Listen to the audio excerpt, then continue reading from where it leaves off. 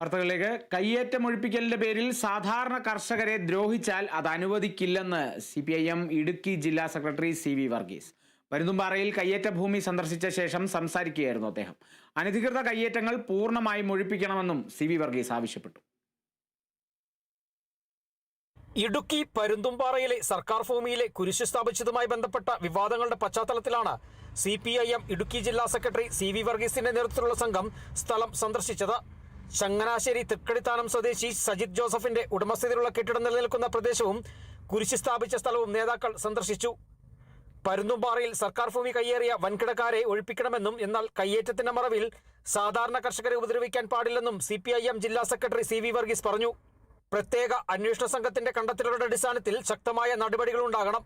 വൻകിടക്കാർ സർക്കാർ ഭൂമി കയ്യേറാൻ അനുവദിക്കരുത്. എന്നാൽ കയ്യേറ്റത്തിന്റെ പേരിൽ സാധാരണ ജനങ്ങളുടെ മേൽ നിരോധാജ്ഞ അടിച്ചേൽപ്പിക്കുന്ന ജില്ലാ ഭരണകൂടത്തിന്റെ രീതിയോട് യോജിക്കാൻ കഴിയില്ലെന്നും CV വർഗീസ് പറഞ്ഞു. സ്വാഭാവികമായും ഭൂമിയുടെ ഒരു സാധൂകരണത്തിന്റെ അടിസ്ഥാനത്തിലാണ് വനം റവന്യൂ വകുപ്പ് സംയുക്തമായ പരിശോധന നടത്തിയിട്ടാണ് ജനറേറ്റ് തിരിച്ചത്.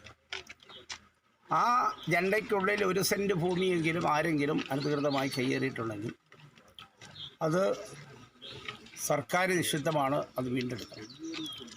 എന്നാൽ അതിൻ്റെ പേരിൽ നിരപരാധികളായ ആളുകളെ ക്രൂശിക്കാൻ പാടില്ല.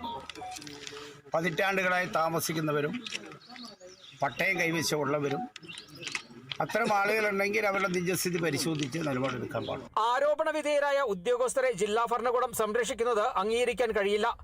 ഇടുക്കി ജില്ലയിൽ നിന്നുള്ള ആരും പരുന്തുംപാറയിൽ ഭൂമി കയ്യേറിയിട്ടില്ലെന്നാണ് പ്രത്യേക അന്വേഷണ സംഘം ഹൈക്കോടതിയിൽ കൊടുത്ത റിപ്പോർട്ടിൽ പറയുന്നത്. എന്നിട്ടും നിരോധാജ്ഞയിലൂടെ ഭീതി പരത്തി പ്രദേശവാസികളെ ജില്ലാ ഭരണകൂടം ഉപദ്രവിക്കുകയാണ്. വിവേകശൂന്യമായ ഈ തീരുമാനത്തെ CPIM അംഗീകരിക്കില്ലെന്നും CV വർഗീസ് പറഞ്ഞു. Kerala vision news, Idukki.